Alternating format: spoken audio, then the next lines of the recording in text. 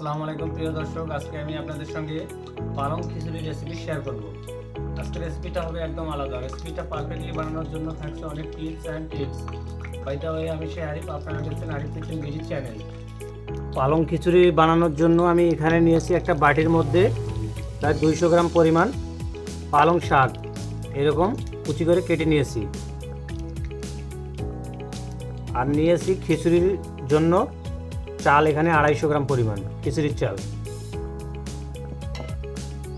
পালং খিচুড়ি বানানোর জন্য চুলার মধ্যে আমি আগে কড়াই বসিয়ে দিয়েছি এবং কড়াইয়ের মধ্যে দিয়েছি তেল। তেলগুলো গরম হয়ে গেছে। এখন আমি তেলের মধ্যে দিয়ে দেব সামান্য পরিমাণ পেঁয়াজ কুচি। পেঁয়াজগুলো হালকা ভাজা হয়ে গেছে। এখন আমি খিচুড়ির চালগুলো তেলের মধ্যে দিয়ে দেবো।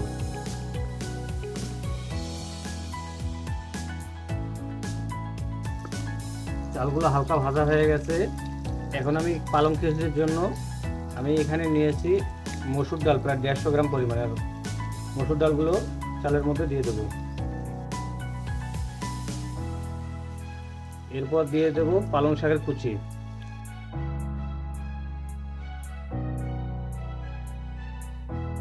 পালং খিচুড়ি বানানোর জন্য এখানে নিয়েছি আমি দুটো মিডিয়াম সাইজের আলু এরকম কুচি করে কেটে নিয়েছি। আলুগুলো এখন ডাল এবং চালের মিশ্রণের মধ্যে দিয়ে দেবো।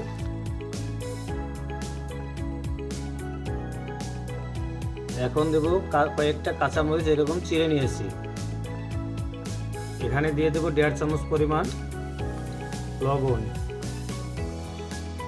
1/2 চামচ পরিমাণ দিয়ে দেবো মরিচের গুঁড়া, 1 চামচ পরিমাণ দিয়ে দেবো হলুদ গুঁড়া, 1/2 চামচ দিয়ে দেবো আদা বাটা, 1/2 চামচ দিয়ে দেবো রসুন বাটা, 1/2 চামচ দিয়ে দেবো জিরার গুঁড়া, 1 চামচ পরিমাণ দিয়ে দেবো ধনিয়া গুঁড়া। এখন এগুলোকে ভালোভাবে মিক্স করে নেব।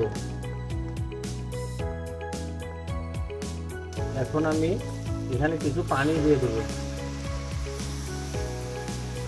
আপনার ডাল 150 গ্রাম দিয়েছি, চাল দিয়েছি 250 গ্রাম, এর জন্য পানি লাগে প্রায় 1 লিটার। আমি 1 লিটার পরিমাণ পানি এখন আমি এগুলোর মধ্যে অ্যাড করে দেবো।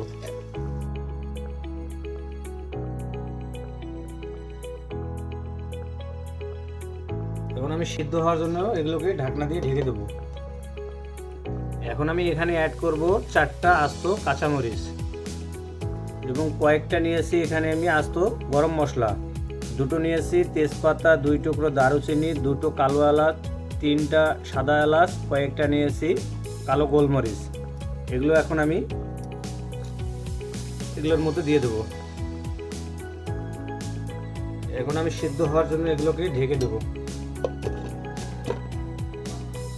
ঢাকনা খুলে কিছুক্ষণ পরপর নেড়ে ছেড়ে দিতে হবে, তা নাহলে নিচে খিচুড়িগুলো কড়ার মধ্যে দাগ লেগে যাবে।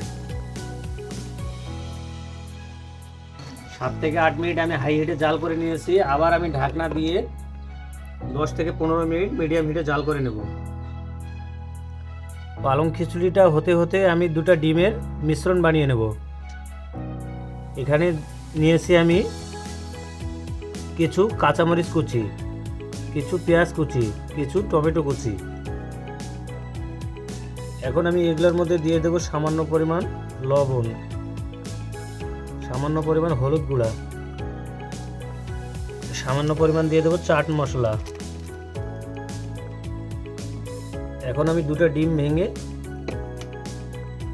বাটির মধ্যে দিয়ে দেবো।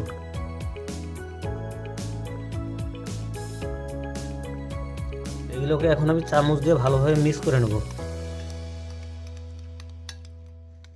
ডিমের মিশ্রণটা আমার তৈরি হয়ে গেছে। এটাকে এখন একটা সাইডে রেখে দেবো। খিচুড়ি রান্নাটা আমার প্রায় হয়ে গেছে। এখন আমি ঢাকনা খুলে ফ্লেভারের জন্য দিয়ে দেবো 1 চামচ পরিমাণ ঘি। আপনারা চাইলে ঘিটা দিতেও পারেন, নাও দিতে পারেন। ঘিটা দিয়ে এগুলোকে এখন আমি ভালোভাবে আর একটু নেড়ে ছেড়ে দেবো। খিচুড়িটা আমার রেডি হয়ে গেছে। এটাকে এখন আমি নামিয়ে নেব। চুলার মধ্যে প্যান বসিয়ে দিয়েছি এবং প্যানের মধ্যে দিয়েছি তেল। তেলগুলো গরম হয়ে গেছে। এখন আমি ডিমের মিশ্রণটা প্যানের মধ্যে ভেজে নেব।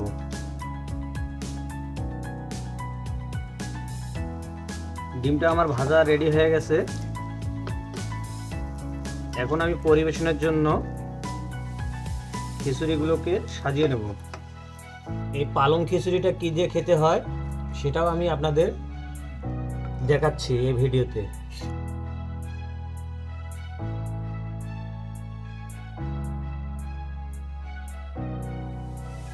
এখন নেব আমি এখানে প্লেটের মধ্যে শুটকির ভর্তা, এরপর নেব টমেটো চাটনি,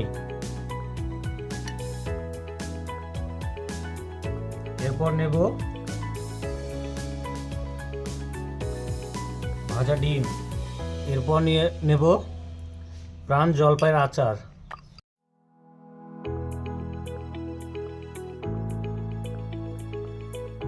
এখন দিয়ে দেব শসার কয়েকটা পিস।